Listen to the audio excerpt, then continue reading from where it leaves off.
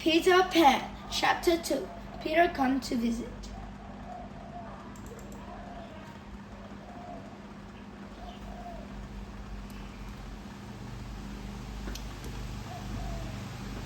Mother always worries about what the children are thinking.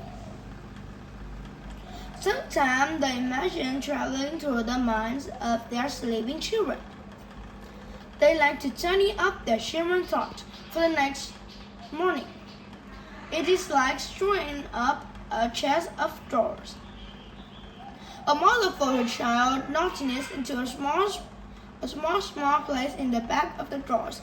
The better thoughts are kept in front of the drawers, ready to be brought out the following days. When Mr. Darling traveled through her children's minds, she found the words Peter and Neverland. Though she couldn't quite place the name, they seemed strangely familiar to her. Mrs. Darling thought they might be from her own childhood. But now that she was a grown-up, it was hard to remember exactly what the words meant. She vaguely recalled that Peter was a little boy who lived in the fairy sleep. He lived in an island called Neverland, the land of dreams.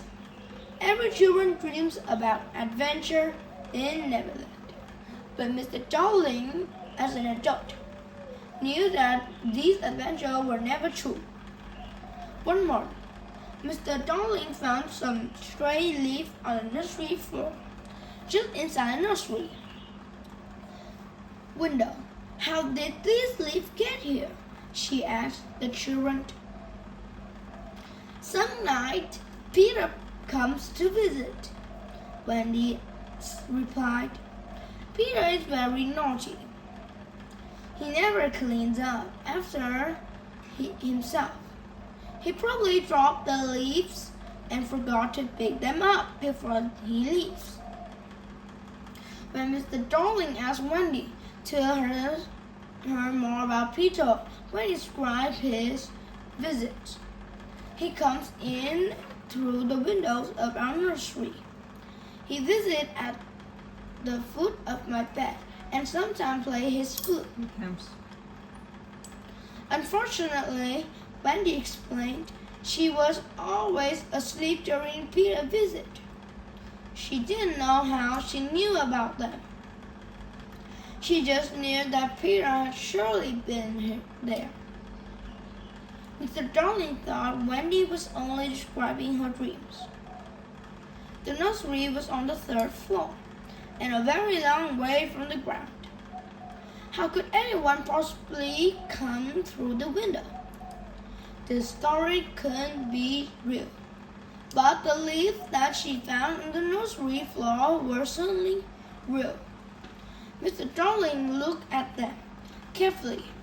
They were unusual leaves, certainly not found anywhere in England. The veins of the leaf formed a fine skeleton of lines. The following evening was Nana night off. While the dog went out in the town, Mr. Darling bathed her children and tucked them into bed. Then she sang to Wendy, John, and Michael until they each fell asleep. Mr. Darling sat down by the fire in the nursery and did her sewing. She loved to watch her children while they slept. They looked so peaceful. She too soon fell asleep. As she slept, Mr. Darling had a dream about Neverland. She dreamed that a strange boy had flown far away from his home. What a strange dream for a grown-up to have. All of a sudden, the nursery window flew open.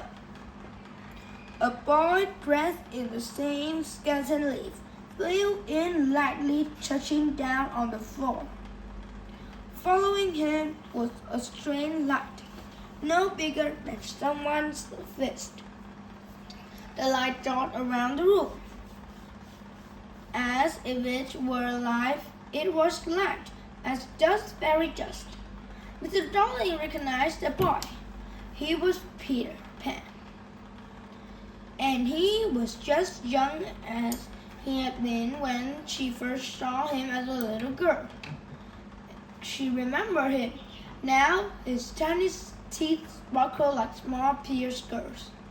At the sight of him, Mr. Darling let out a scream.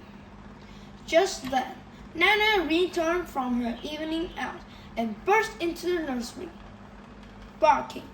She growled and sprang at Peter, who let a light up to the window. But before he could escape, Nana grabbed Peter's shadow in her mouth. Peter flew away. His shadow tore off from his body. Concerned for Peter, Mr. Darling ran outside and down the street to look for him, but all she saw was a shooting star in the sky.